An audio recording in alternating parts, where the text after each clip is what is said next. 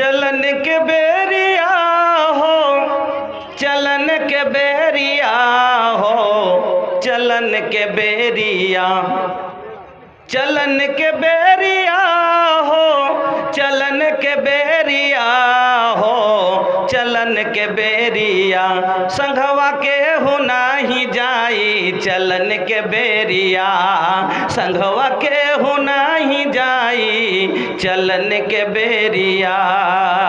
बेटा बेटी संगी साथी सबो छूट जई हैं, बेटा बेटी संगी साथी सबो छूट जई हैं, सोना चांदी हीरा मोती सबो लूट जई हैं, सोना चांदी हीरा मोती सबो लूट जई हैं।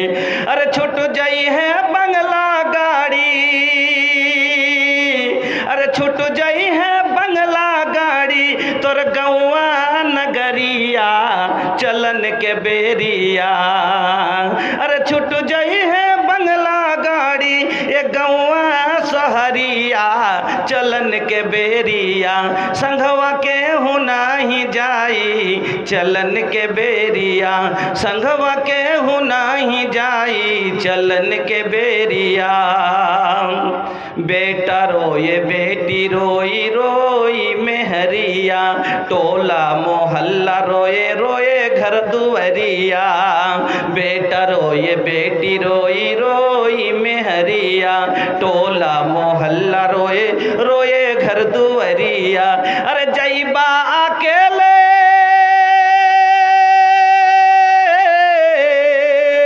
अरे जईबा अकेले ओढ़े कफनी चदरिया चलन के बेरिया, जईबा अकेले ओढ़े कफनी चदरिया चलन के बेरिया, संघवा के हूँ नाही जाई चलन के बेरिया, संघवा के हूँ नाही जाई चलन के बेरिया।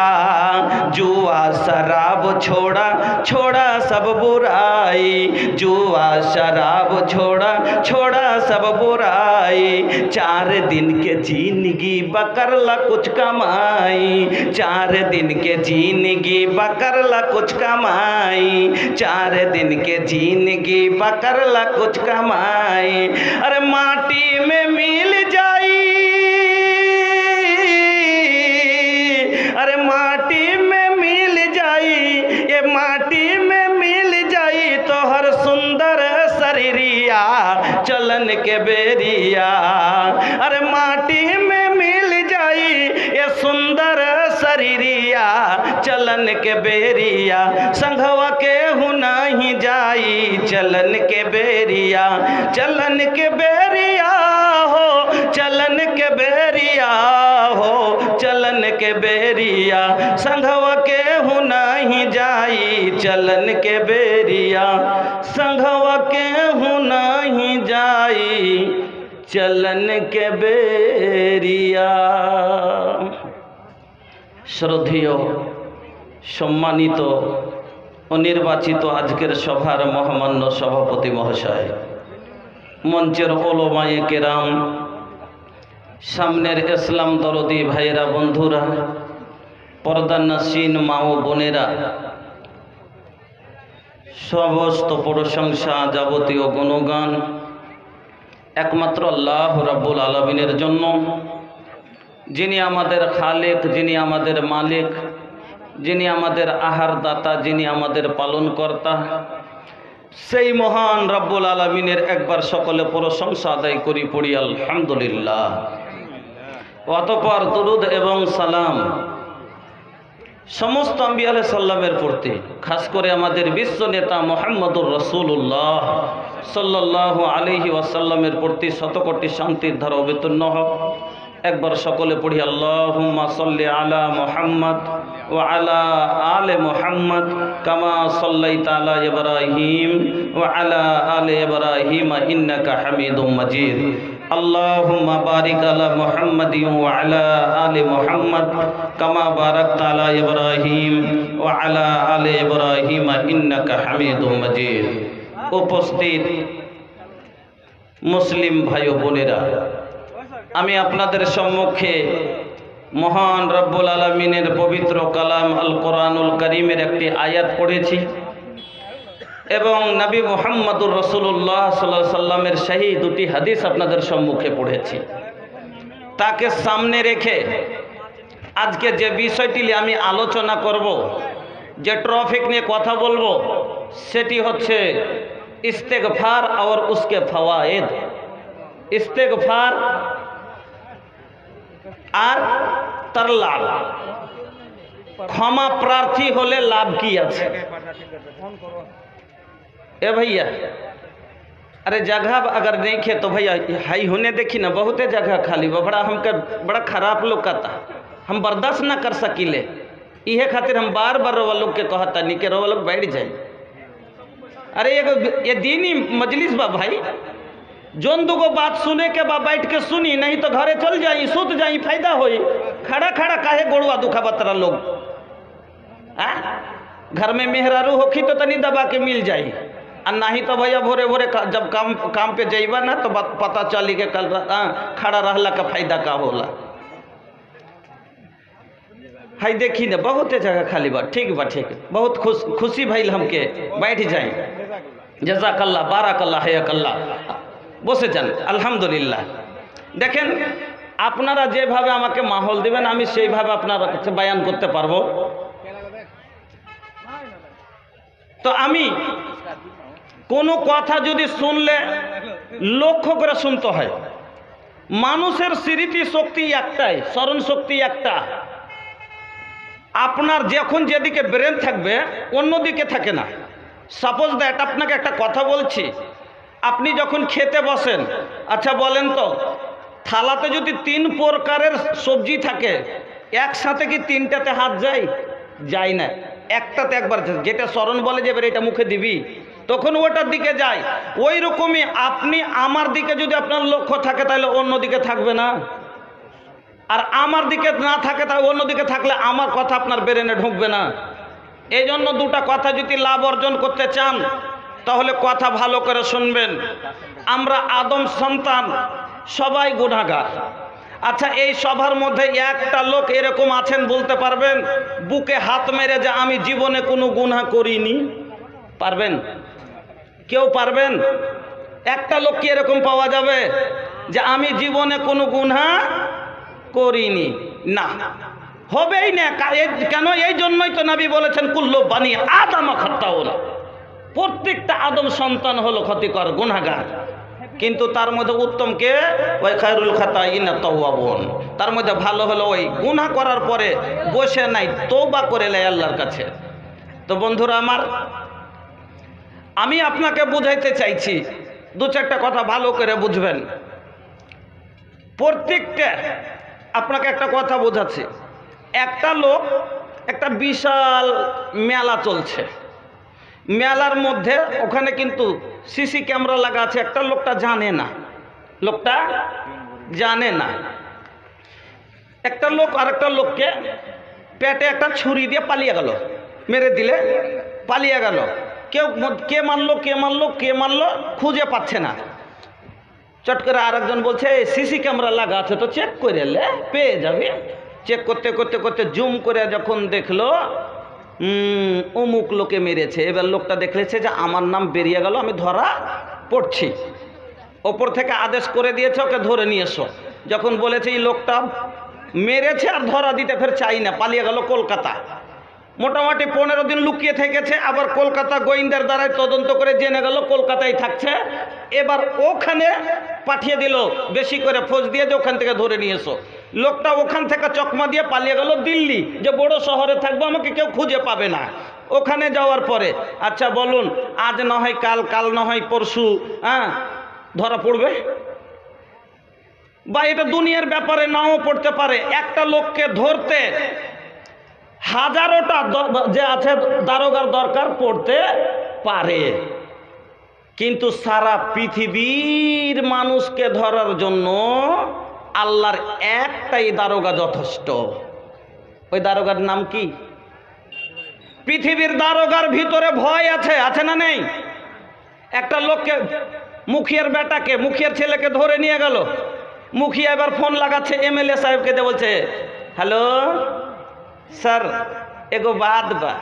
जब का बोला तो रउआ तो जानते बानी कि हमार लड़का थोड़ा नटखट बा, एगो छोट मोट गलती कैले बा, पुलिस पकड़ के ले गेलस। रउआ तनी हेल्प कर दी ना, रउआ छोड़ा दी हमार बेटा के। अब एमएलए साहिब फोन पे दरोगा साहिब से का बतियावेला सुनी। हेलो तहरा के पता बा केकरा के अरेस्ट कैले बड़ा, जल्दी से छोड़ा ना तो तोहर नौकरी भाड़ में जाई। वो प्रधान जी के लड़का बा, मुखियार बेटा के धरे लिएছি, जल्दी ছাড় তো চাকরি চলে যাবে তোর। চাকরি বাঁচাবার ভয়ে ছেড়ে দিতে পারে, কিন্তু আজরাইলের কি কোনো চাকরি কাটবার কেউ আছে? আছে নেই বন্ধু আমার। আজরাইলের ভিতরে এই দারোগার ভিতরে না ভয় আছে, না লোভ আছে, না ঘৃণা আছে, না ভালোবাসা আছে। যদি ভয় থাকতো তাহলে মুসা আলাইহিস সালামের থাপ্পড় খাওয়ার পরে আর কাউরের কাছে যেতেন না। ঘটনা বলতে লম্বা হয়ে যাবে। মনে আছে না মুসা আলাইহিস সালামের কাছে গেলেন, উরসালাম আলাকাল মোতেলা মুসা পেটালছে, যেমনই যে বলছে জান কবজ করতে একটা চট ঠাস করে, ওরে আল্লাহ রে আল্লাহ রে আল্লাহ রে আল্লাহ রে, কি করলে কি করলে। আল্লাহ তো সবই দেখছেন, কইছে আল্লাহ মাবুদ এমন একটা লোকের কাছে পাঠাইছেন যে লোকটা মরতে চায় না, লা ইউরিদুল মউত, মরণ চায় না। আল্লাহ বলেন যা মুসার কাছে আবার যা। ভয় যদি থাকতো তাহলে বলতো না, একবার গেলে থাপ্পড় খেয়েছি আর যাব না। আমার বন্ধুরা এমন দারোগা যে এমন দারোগা কাউকে দেখে ভয় করে না। ভয় যদি করতো তাহলে যে ফেরাউন নিজকে বলে আনা রাব্বুকুমুল আলা, আমি হলাম সবচাইতে বড় রব, তাকেও ছাড়েনি, তারও গলায় হাত দিয়েছে। এমন দারোগা বাজান, এই দারোগার ভিতরে কোনো ভয় নাই। যদি ভয় থাক, লোভ নাই। যদি লোভ থাকতো কারুনের প্রপার্টি লিয়া কারুনকে ছেড়ে দিতেন। যদি এই দারোগার ভিতরে ভালোবাসা থাকতো তাহলে পারে ছোট ছোট বাচ্চার মার জান কবজ করতে পারতো না। একটুকু মায়া নাই। আল্লাহ রে আল্লাহ, 10 মিনিট আগে মা বাচ্চা জন্ম দিলে এখন মাকে তুলে ধরে নিয়ে চলে গেল। একবারও চিন্তা করলো না এই সন্তান মা বলে কাঁদবে, এই সন্তান দুধের জন্য কাঁদবে, এর মুখে কে দুধ দেবে।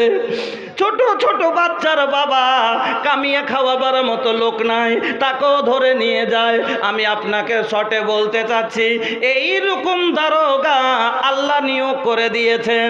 আচ্ছা বলেন তো, এই দারোগার হাত থেকে কেউ যদি বলে আমি পালিয়ে যাব, পালাতে পারবে? পারবে না। আল্লাহ কি বললেন? কুল ইন্নাল মাউতাল্লাযী তাফিরুনা মিনহু ফাইন্নাহু মুলাকীকুম। এই দারোগা থেকে যতই পালাবার চেষ্টা করো তুমি বাঁচতে পারবে না, তার সাথে তোমার সাক্ষাৎ হবে, তোমার সাক্ষাৎ হবে। কুল্লু নাফসিন যায়কাতুল মউত কহিলে বা কুরআন हो, ई बतिया के सच मानल हमनी लोगन के काम हो। आई एक दिन तहरा लागे फरिश्ता ले जाई तोहरो जान हो। रोवत रह जाई बेटा बेटी, रोवत रही कुल खानदान हो। रोवत रह जाई लइका लइकी, रोवत रही कुल खानदान हो। আমার বন্ধুরা, আমার ভাইজানেরা, তাহলে কথাটা কেন বললাম বুঝতে পারলেন যে এই মত এমন একটা জিনিস যাতে থেকে আপনি আমি বাঁচতে পারবো না। এই লোকটা দুনিয়াতে একটা মানুষ যদি ভুল করে পালিয়ে যায়, যেমন ভারতবর্ষে বাস করতে গেলে ভারতের আইন মেনে চলতে হবে, ওই রকমই আল্লাহর বিধান, আল্লাহর জমিনে থাকতে গেলে আল্লাহর বিধান মেনে চলতে হবে। এবার বিধানের বাইরে আপনি কাজ করে যদি চলে যান আর আপনাকে আল্লাহ ছেড়ে দেবেন, না না না, যেমন ধরার জন্যই আল্লাহ মওতটাকে সৃষ্টি করেছেন। আল্লাহ রাব্বুল আলামিন যদি মরণ সৃষ্টি না করতেন তাহলে মানুষ কত খারাপ হতো।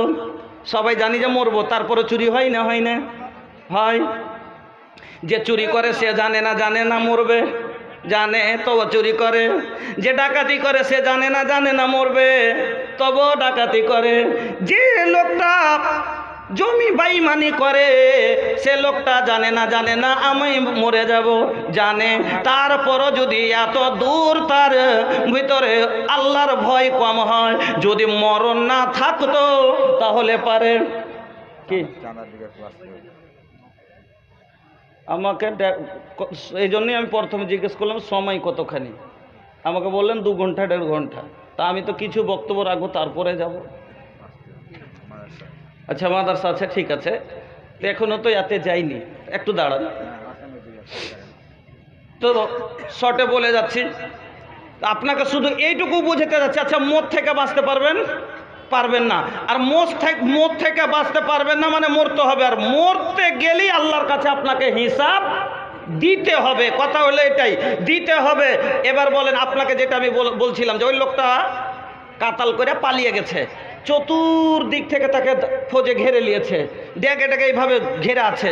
লোকটা যদি এবার পালায়, গুলি খাবে, দাঁড়িয়ে যায়, ধরা পড়বে, জেলে যাবে। তো বুদ্ধিমানী লোকটার কিসে হবে, পালাটা না দাঁড়িয়ে যাওয়াটা? দাঁড়িয়ে যাওয়াটা। হাত দুটো উত্তোলন করে যদি দাঁড়িয়ে যায়, কম করে জেলে থাকলে বেঁচে তো থাকবে। আর যদি পালাই কিন্তু সরকারের আদেশ ওকে মেরে দিতে হুকুম আছে, তাহলে এটা হলো বুদ্ধিমানী, যে নিজকে আত্মসমর্পণ করে দেওয়া। ওই রকমই যখন আপনি আর আমি জানছি মরণ থেকে আমার নিস্তার নাই, মরতেই হবে, তাহলে পারে বুদ্ধিমানী আপনার আমার এটাই যে আল্লাহর আগাদিকে নিজকে আত্মসমর্পণ করে দেওয়া, আল্লাহর কাছে তওবা করে নেওয়া মরার আগে আগে। এই জন্য আমি আয়াতটা কি বলেছি, প্রথমে আল্লাহ আয়াতটাতে কি বলছেন শুনেন। আল্লাহ বলছেন, তুবু ইলাল্লাহি জামিআন ইয়া আইয়ুহাল মুমিনুনা লাআল্লাকুম তুফলিহুন। হে মুমিন ব্যক্তিরা, তোমরা এমনভাবে আল্লাহর কাছে তওবা করো যাতে কামিয়াব হয়ে যাও। এবার তওবা করলে মানুষ কিভাবে কামিয়াব হয়? আমি তো বলেছি যে আমার বিষয় শুনতে গেলে কম করে 2 ঘন্টা সময় লাগবে। হ্যাঁ, তাহলে আপনাকে আমি ফুটিয়ে তুলে দেখিয়ে দেব। এবার ভালো করে বুঝবেন, আল্লাহ বলছেন এমন তওবা করো যাতে কামিয়াব হয়ে যাও। তো কিভাবে তওবা করলে কামিয়াব হবে শোনেন। এবার 2 মিনিট। আপনি জীবনে 99টা গুনাহ করেছেন, একটা মাত্র নেকি করেছেন। আল্লাহর একটা দাড়ি পাল্লা হবে, মেজান হবে। দুনিয়াতে আপনারা দাড়ি পাল্লা দেখেছেন তো? তারাজু কয় প্রকারের দেখেছেন? কয় প্রকার? 3 প্রকার। একটা হয় বড় ধরনের, এরকম করে দুদিকে খোঁটা দিয়ে 3 দিকে লাগাই, যাতে বড় বড় বস্তা মাপা যায়। এর ওজন সঠিক না সঠিক জীবনও লয়। সঠিক যদি হলো, আপনি যখনই তুলবেন এতে কিলোর নিচে ওজন আসে না। আসবে কটি 55 কেজি, 62 কেজি। জীবনে দেখেছেন 62 কেজি 200 গ্রাম, 53 কেজি 100 গ্রাম। 100 গ্রামের হিসাব কোনোদিন পেয়েছেন? পাননি। তাহলে কি বস্তাটাতে একটাও দানা বেশি নাই? অবশ্যই আছে, কিন্তু এর মাপ ওজনে আসে না। কথা বুঝে যাবেন। একটা হলো এই তারাজু, কিন্তু একটা তারাজু হয় আপনার বাড়িতে যাতে 1 কেজি 2 কেজি মাপা যায়। এই তারাজুতে যদি 50 গ্রামও বেশি হয়, ধরা যাবে না? যাবে না? যাবে। তাহলে বড় মাপের তারাজু থেকে মাঝারি মাপের তারাজু ভালো হলো। এবার এই তারাজুতে যদি 4টা চালের দানা বেশি থাকে, ধরা যাবে? যাবে না? যাবে না। কিন্তু স্বর্ণকারের দোকানে একটা এত বড় তারাজু আছে, সোনারের দোকানে, এতে যদি একটা চাল দেওয়া যায়, ধরা যাবে না? যাবে না? যাবে। তাহলে বড় থেকে মাঝারি ভালো, মাঝারি থেকে ছোট ভালো। কিন্তু এই স্বর্ণকারের তারাজুতে যদি জাররা, যে জাররার ব্যাপার আল্লাহ বলছেন ফামাই ইয়ামাল মিসকালা যাররাতিন খায়রান ইয়ারা ওয়া মান ইয়ামাল মিসকালা যাররাতিন শাররান ইয়ারা। বান্দা একটা জাররা পরিমাণ গুনাহ করেছো, সেটাও ওজনে আসবে, সেটাও তুমি দেখবে। আর একটা জাররা পরিমাণ নেকি করেছো, সেটাও তুমি সচক্ষে দেখবে, তোমার দাড়ি পাল্লাই ওজনে আসবে। তাহলে 1 জাররা চিনেন? জাররা যদি না চিনেন, কালকে সকালবেলা যখন সূর্য উঠে যাবে, দুপুরের সময় ঘরের ভিতরে ঢুকবেন, জানালা দরজা বন্ধ করে দিবেন, জানালার ছিদ্র দিয়ে যখন আলোটা ঢুকবে, ওই আলোর ভিতরে দেখেন একবারে ছোট ছোট জিনিস কি কুলকুল কুলকুল করে, একে বলে জাররা। এই জাররা ধরতেই পারবেন না। আর ধরতে পারেও যদি 100 কোটিটা যদি স্বর্ণকারের তারাজুতে দিয়ে দেন, একটা ওজন আসবে না। তাহলে আমার আল্লাহর দাড়ি পাল্লা কত খাঁটি হবে চিন্তা করেন। বলার কথা হলো আল্লাহ দাড়ি পাল্লা কত খাঁটি হবে যে আল্লাহ বলছেন একটা জাররা পরিমাণ তোর হিসাব আমি আল্লাহ তোমাকে বরাবর করে দিয়ে দেবো। আমার বন্ধুরা, তাহলে বুঝতে পারলেন যে এই খাঁটি তারাজু আল্লাহর এত হবে, এতে আপনার হিসাব তোলা হবে। আর সেই দিন আপনার হিসাব যখন তুলবে, আল্লাহু আকবার। আচ্ছা, অদৃশ্য জিনিসকে ধরা যায়? যায়। যে জিনিসটা দেখা যায় না সেটা ধরা যায় জি ভাই? যায় না?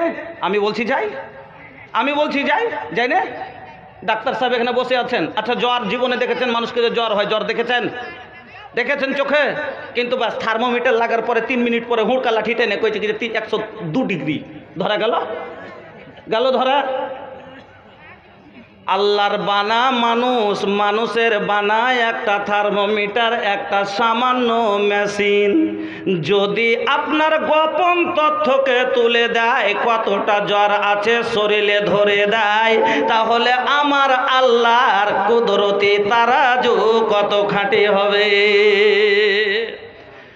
বন্ধুরা আমার, ভাইজানেরা আমার, এই জন্য আল্লাহ বললেন, বান্দারে গুনাহ করেছিস এটা তোর বৈশিষ্ট্য, আদমের এটা আদত। আদম সন্তানের কাছে ভুল হবে, চিন্তা করিস না। তুই যদি গুনাহ করেছিস শুনেলে ওয়াস্তাগফিরুল্লাহ, তোরা আল্লাহর কাছে ইস্তেগফার কর। ইন্নাল্লাহ কানা গফুরুর রহিমা, তোমার আল্লাহ নিঃসন্দেহ হলো দয়াবান, দয়ালু, তোমাদের ক্ষমা করে দিবে। তো আল্লাহ কি বললেন যে এমন তওবা করো যাতে তুমি কামিয়াব হয়ে যাও। একদিকে এবার বুঝেন, এখন আপনার নেকি মাত্র একটা, গুনাহ হলো 99টা। এখন যদি আপনি মরে যান, একদিকে পড়লো 99, একদিকে পড়লো 1, পাল্লাটা কিরকম হবে? উঁচু নিচে। এবার বলছি, আপনি গুনাহ করছিলেন ঠিক আছে, কিন্তু মরার আগে আপনি এখনই তোবা করে নিলেন। এমন তোবা, দিল থেকে তোবা, তুবু ইলাল্লাহি তাওবাতান নাসুহা, তওবায়ে নাসুহা করে নিলেন।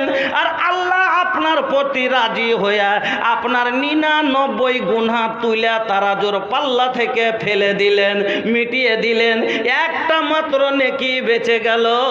এবার বলুন, আল্লাহর পাল্লা জাররার ওজন যদি বেশি দেয় হয়, তাহলে একটা গোটা নেকি যেমনই 99 এদিক থেকে তুলে নেবে, এদিকে একটাই নেকির পাল্লা এইরকম হয়ে যাবে। বন্ধু আমার, বেশি নেকি নাই, একটাই নেকি, কিন্তু গুনাহ না থাকার কারণে একটাই নেকি জান্নাত যাওয়ার জন্য যথেষ্ট হয়ে যাবে। এই জন্য তওবা করলেন। এখনো তার জন্য অনেকগুলো নবী, আদম ভুল করেছেন, তওবা করেছেন। নবী মুসা ভুল করেছেন, তওবা করেছেন। নবী ইউনুস ভুল করেছেন, তওবা করেছেন। বলার অনেক কিছু। আজ মুসলমান আমরা তো গুনাহকে গুনাহই মনে করি না। কিছু কিছু মানুষ আমরা আছি যে গুনাহকে কোনো গুনাহই মনে করতে পারি না।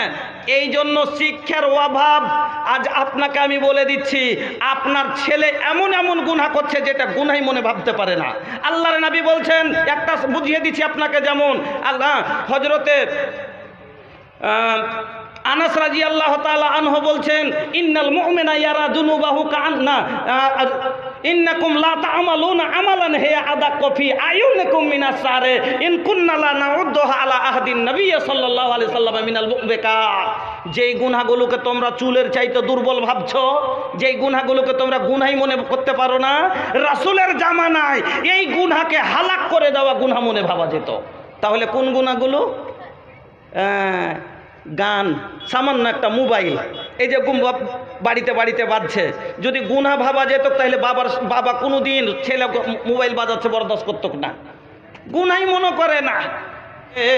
আমার বন্ধুরা, আমার ভাইজানেরা, তাহলে আমরা সবাই বুঝতে পারলাম। এবার 99টা গুনাহ আল্লাহ যদি আপনার মাফ করে দেন, একটা নেকি যদি আপনার থেকে যায়, আপনার জান্নাত যাওয়ার জন্য যথেষ্ট হয়ে যাবে। এই জন্য আল্লাহ বললেন, এমন তওবা করো যাতে কামিয়াব হয়ে যাও। আমার বন্ধুরা, আল্লাহ পাকের নবী বলছেন, ইন্নাকুম, আল্লাহ পাকি নবী বলছেন, ইন্নাল মুমিনা ইয়ারা যুনুবাহু কান্নাহু কায়েদুন তাহতা জাবালিন। মুমিন যারা হবে, গুনাহ করার পরে তা সেই নিজকে কেমন মনে ভাববে, যেমন একটা মানুষ একটা ঝুলন্ত পাহাড়ের নিচে বসে আছে, আর পাহাড়টা মনে ভাবতে হচ্ছে পড়ে যাবে, ভয়ে ভিতর থরথর করে কাঁপছে। এই পাহাড় যদি আমার ওপরে পড়ে যায়, আমি চাপা পড়ব, আমার জীবন নষ্ট হয়ে যাবে। যেমন একটা লোক এইরকম ভয় করে, গুনাহ করার পরে মুমিন সেম এইরকম ভয় করে যে আমি গুনার পাহাড়ের নিচে এই অবস্থাতে যদি আমার মরণ হয়ে যায়, আমার আখিরাত বরবাদ হয়ে যাবে, আমি বরবাদ হয়ে যাব। এই জন্য বন্ধু আমার, আল্লাহর নবী বললেন, আর যারা ফাসেক আর ফাজের তারা গুনাহকে কিরকম মনে করে, নবী বলছেন কাজবাবিন, যেমন একটা মাছি উড়তে উড়তে এসে লাখের ডগায় বসলো আর হাত দিয়ে এরকম হার করে দিলে, ওই রকম যারা ফাসেক ফাজের হবে গুনাহকে কোনো গুনাহই মনে করবে না। আর যারা মুমিন হবে গুনাহকে পাহাড়ের মতো চোখে দেখবে যে এই পাহাড় আমার ওপরে আছে, যদি আমার দাড়ি পাল্লাই পড়ে যায়, আমার ভাগ্যের ওপরে পড়ে যায়, আমি জাহান্নামী হয়ে যাব। আমার বন্ধুরা, এই জন্য এখনো সময় আছে। ও বাজান, আপনার কাছে আপনাকে শেষ কথা বলছি, আপনি জানেন না আপনার মরণ কখন আসবে? আপনি কি জানেন আমার মরণ আসিবে কখন? কেউ তো জানে না। তোমার মরণ আসিবে কখন? কেউ তো জানে না। এই দুনিয়া চিরজীবন থাকার জায়গা না, অন্ধকার কবর যে আমার আসল ঠিকানা। আমায় রাইখা সবাই চলে যাবে, সঙ্গী হবে না। আমার মরণ আসিবে কখন? কেউ তো জানে না। বন্ধুরে, আল্লাহ রাব্বুল আলামিন 5টা জিনিসের খবর কোন নবী রসুলকে পর্যন্ত দেন নাই। তার মধ্যে একটা হলো ওয়ামা তাদরি নাফসুম বিআইয়ি আরদিন তামুত। কোনই আত্মা জানে না, কোনই নাফস জানে না কোন জমিতে মরবে, কোনখানে মরবে, কখন মরবে। আপনি আমি জানি না কালকে বাঁচবো না মরে যাব। তাহলে কেমন করে আপনি গুনাহ করে বসে আছেন? এখনো আপনি হুঁশিয়ার হন, নিজের তওবা করে নিজ আল্লাহকে কাছে রাজি করেলেন। কেননা জানি না এখন কালকে আমার সময় আর তওবা করার পাবো কি পাবো না। তো বন্ধু আমার, আপনি হুঁশিয়ার হন, তওবা করেলেন। বলবার লেগে মন তো ছটপট করছে। এবার তওবা 6টা নিয়মে যদি কোনো মানুষ তওবা করে, যতই বড় পাপ করে থাকুক না কেন, গ্যারেন্টি মাফির 100% গ্যারেন্টি। আমি আপনাকে হাদিস, সবটি আয়াত হাদিস দিয়ে শোনাবো। 6টা নিয়মের ওপরে যদি কোনো মানুষ তওবা করে, যতই বড় পাপ করেছে, আর মাফের গ্যারেন্টি 100%। কিন্তু এই 6টা কথা শোনাবো ভাই। এই 6টা কথা পেলাম কোথায়? না তো হাদিসে। এই 6টা কথা পেলাম কোথায়? হাদিসে। হাদিসখান পড়েছি কোথায়? না তো মাদ্রাসাতে। এই মাদ্রাসা যদি না হতো জীবনে আজ এই সভা চোখে দেখতে পেতাম না, এই কোরআন না পেলে হেদায়াত পেতাম না। আরে বাবা, আপনি আল্লাহর শুকরিয়া আদায় করেন। আল্লাহ এত বড় একটা নিয়ামত আপনাকে আমাকে দিয়েছে। আমরা সব থেকে ভাগ্যবান লোক। কেন? 1 নম্বরে, এত মাখলুকের মধ্যে আল্লাহ আমাদের মানুষ করেছে। মানুষ করেছে না? মানুষ না বানিয়া যদি আল্লাহ, মানুষ না বানিয়া যদি আল্লাহ বানায় তো গাধা, দিনে রাতে পিঠের ওপর বইতে হতো পাটা। গাধাও না বানিয়া যদি আল্লাহ বানায় থেকে ঘোড়া, পিঠের ওপরে চলতে চলতে খেতে হতো কোড়া। ঘোড়াও গানা বানিয়া যদি আল্লাহ বানাইতেন বল, দিনে রাতে জুয়াল নিয়ে টানতে হতো হাল। বলেন, তাহলে আল্লাহর শুকরিয়া আদায় করবেন না যে আমি আল্লাহ কত আপনাকে আমাকে দামি করেছে, যে আপনাকে আমাকে মানুষ করেছে। আলহামদুলিল্লাহ পড়েন। 2 নম্বরে মানুষের মধ্যে ফের আলহামদুলিল্লাহ পড়েন যে আল্লাহ আপনাকে হেদায়েতের দৌলত দিয়েছে, মুসলিম করেছে। মুসলমানের মধ্যে ফের আল্লাহ কত রকম মুসলমান আছে, একটা আল্লাহকে মানার পরও জাহান্নামে যাবে। আলহামদুলিল্লাহ পড়েন যে আল্লাহ আপনাকে আমাকে এমন একটা মাসলাক, ছাটা কাটা মাসলাকের মধ্যে করেছে যে যার ভিতরে শিরক বিদআত নাই, একবারে সেই আহলে হাদিস বানালছে। সুম্মা আলহামদুলিল্লাহ, সুম্মা আলহামদুলিল্লাহ। বন্ধুরা আমার, এই কোরআন না পেলে আল্লাহকে চিনতাম না, এই কোরআন না পেলে রাসূলকে চিনতাম না, এই কোরআন না পেলে দিন বুঝতাম না, এই কোরআন না পেলে এই সভা চোখে দেখতে পেতাম না, এই কোরআন না পেলে এই জান্নাতের অধিকার পেতাম না। বন্ধুরা আমার, সব কিছু দিয়েছে এই কোরআন। তবে জানেন, এই কোরআন আপনার কাছে আমার কাছে আসতে আপনাকে আমি পরে কথা শোনাবো ইনশাল্লাহ, যদি আপনারা ধৈর্য রাখেন। এই কোরআন আপনার কাছে আমার কাছে এমনি আসেনি। এই কোরআন খানটা আপনার কাছে আমার কাছে আসতে জানেন সুবহানাল্লাহ। আমার নবী যখন আমার জন্য কোরআনকে প্রচার করতেছিলেন, মক্কার বড় বড় জালেমেরা কি বলেছিল নবীকে, এসে মোহাম্মদ তুমি যদি মক্কার সবচাইতে বড় প্রপার্টিওয়ালা হতে চাও দেব, কিন্তু তুমি কোরআনের প্রচার করো না। মোহাম্মদ যদি তুমি চাও তোমাকে বাদশা বানিয়ে নেব, তুমি বাদশা থাকো আমাদের, কিন্তু তুমি এই কোরআনের প্রচার করো না। আমার নবী বলেছিলেন, এ আবু জাহাল, আমার এক হাতে যদি সূর্য অন্য হাতে চন্দ্র এনে দিয়ে দাও, তবু আমি উম্মতের কাছে কোরআন পৌঁছাইতে ছাড়বো না। সমাজের কথা মানবি না, তোকে গাঁয়ে রাখবো না। কথা শুনিয়েন, সমাজের কথা মানবি না, তোকে গ্রামে রাখবো না। আমার নবীকে বাইকট করলো, এক করে দিল। আমার নবী মুষ্টিময় কয়েকটা সাথী সঙ্গীকে নিয়ে চলে গেলেন কোথায়? সইবে আবি তালিবের ঘাঁটিতে। বড় ট্রাক ছিল না, টেকার ছিল না, নবীর বাড়িতে কোনো প্রপার্টির আম্বার লাগা ছিল না। সামান্য কিছুটা খাজুর আর কিছু গম জৌলিয়ে উটের ওপরে করে নিয়ে চলে গেলেন। প্রথম যখন গেলেন ওগুলো বাঁচিয়ে বাঁচিয়ে খাচ্ছেন, কিন্তু কতদিন খাবে?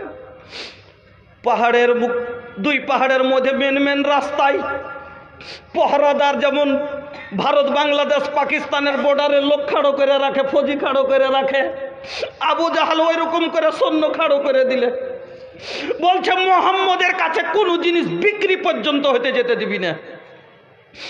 আর কিছু নাই, কি খাবে?